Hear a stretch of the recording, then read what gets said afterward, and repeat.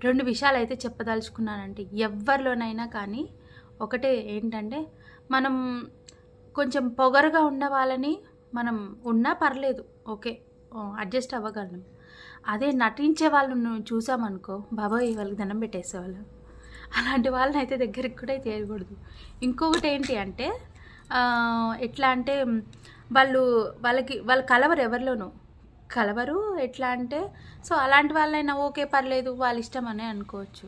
కానీ కొంతమంది ఉంటారండి, ఎంత తియ్యగా మాట్లాడతారో, అంత ఎట్లా అంటే మన ఎనకాల అంత చెడ్డగా మాట్లాడతారు. కల్తీ మైండ్. మొత్తం కల్తీ ఉంటదండి. వాళ్ళ మొత్తం మైండ్ అంతా కల్తీ.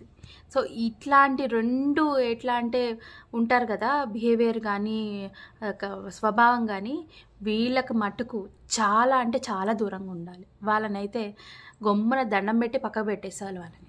Thank you. Thank you for watching.